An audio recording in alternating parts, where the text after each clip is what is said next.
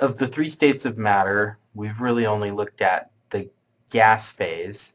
Now we'll take a look at the liquid and solid states of matter. Keep in mind that so far, when we've looked at bonding, we've looked at intramolecular bonding, or bonding within a molecule.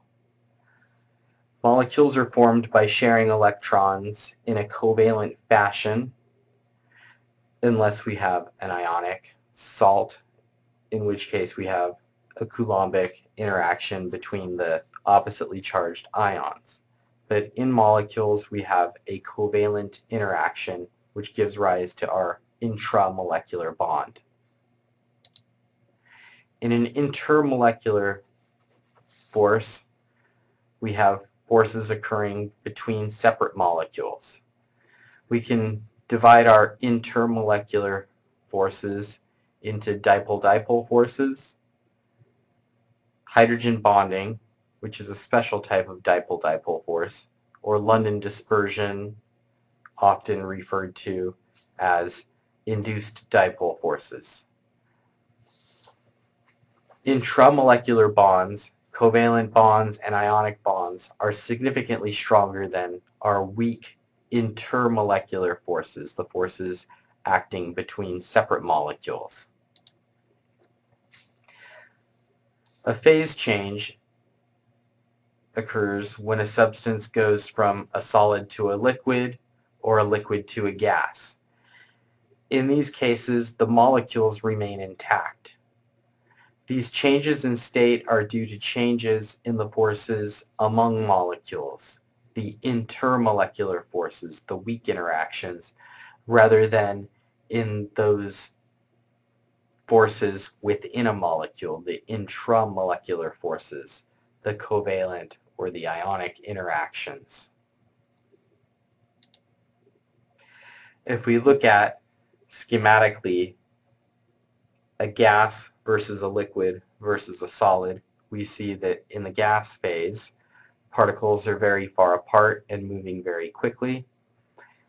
In the liquid state of matter, particles are much closer together, however they're still moving, and in the solid, they're packed very tightly together and there is no movement relative to other particles.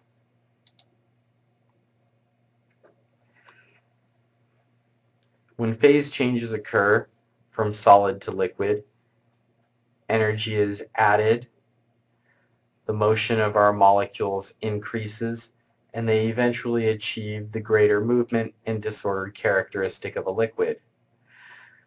When we have a phase change from liquid to gas, more energy must be added. The gaseous state is eventually reached when the individual molecules are far apart and interacting relatively little with one another. If we look at the densities of the three states of water, we see that in the solid state and the liquid state, our water densities are very close together. Solid and liquid particles are spaced similarly. In the gas phase, our water molecules are very far apart and the density is much, much lower than in the solid or in the liquid phase. Keep in mind that these intermolecular forces, the forces acting between particles, are coming about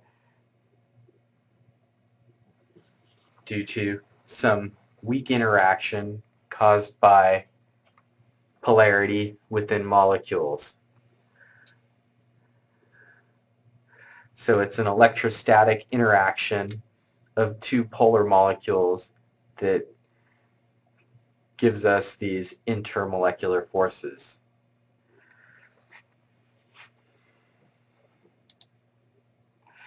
If we look, for example, at the water molecule, we see that the oxygen is partially negative and the hydrogens are partially positively charged. This allows water to hydrogen bond. We can have an interaction between separate water molecules through that partially negative oxygen and the partially positive hydrogens. So if we examine our various types of intermolecular forces, first our dipole-dipole force, or a dipole-dipole interaction, occurs through a dipole moment.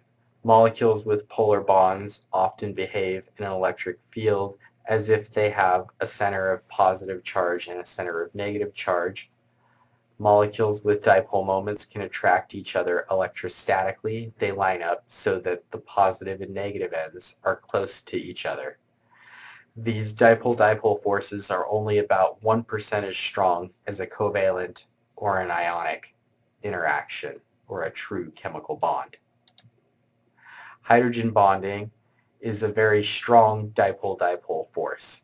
Hydrogen is bound to a highly electronegative atom such as nitrogen, oxygen, or fluorine, which has lone pair electrons, in order for hydrogen bonding to occur. That same hydrogen is then electrostatically attracted to a lone pair on nitrogen, oxygen, or fluorine on another molecule. Our London dispersion force is an instantaneous dipole that occurs accidentally in a given atom and induces a similar dipole in a neighboring atom. It's significant in large atoms and molecules. It occurs in all molecules, including nonpolar ones. However, it is an instantaneous dipole. It's a very weak interaction, and it's fleeting. In general, the stronger the intermolecular forces we see, the higher our melting and boiling points become, because it requires more energy to overcome the interactions between separate molecules. If we look at the freezing points of noble gases, the group 8A elements, we've seen previous that we only have London dispersion or induced dipole moments occurring between things like noble gases. They're not polar, and so they only have these very fleeting induced dipole moments, and so they have very low freezing or melting points.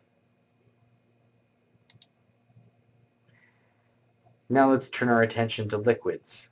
Liquids have a low compressibility. They are characterized by a lack of rigidity, a very high density compared with gases. They exhibit surface tension, which is a resistance of a liquid to an increase in its surface area.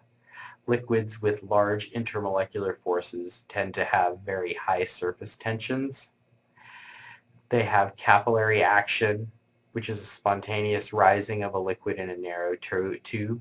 This is caused by cohesive forces, the intermolecular forces among the molecules in the liquid, and adhesive forces, the forces between the liquid molecule and their container. Liquids also have viscosity, which is a measure of a liquid's resistance to flow. Liquids with large intermolecular forces or high degrees of molecular complexity tend to be highly viscous. Now when we look at solids, we can generally break solids down into amorphous solids, where there's a very high degree of disorder in the structure. For example, the glass we see in window pane. Or crystalline solids, where there's ordered structure in the solid, and we can define a unit cell. The unit cells in crystalline solids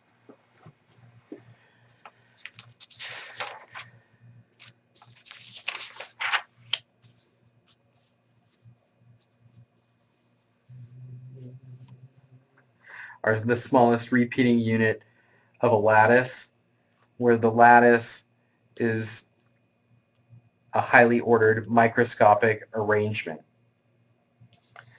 We can look at three types of unit cells: a simple cubic, a body-centered cubic, and a face-centered cubic. the lattices for these, and then the space-filling model for these types of unit cells. Solids are typically analyzed by X-ray analysis and application of the Bragg equation. In the Bragg equation, n is an integer, lambda is the wavelength of X-ray, d is the distance between atoms, and theta is an angle of incidence and reflection.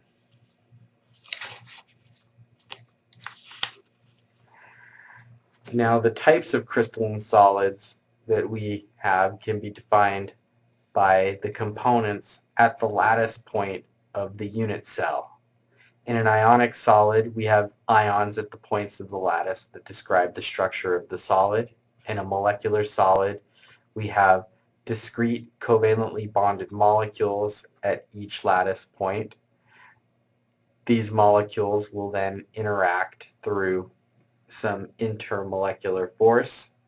Ionic solids, the ions at the lattice points interact through Coulombic interactions.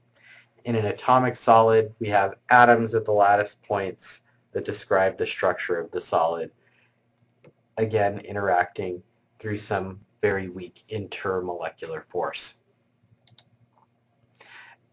Here are three examples of our types of crystalline solids. We have diamond, which is an atomic solid containing only carbon in a very highly ordered fashion. Table salt, or sodium chloride, where we have ions of sodium and chloride ions at the lattice points of our crystal.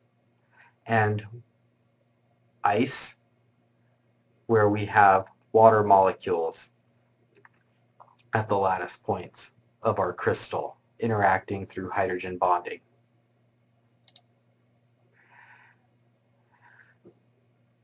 We can expand our classification of solids slightly further.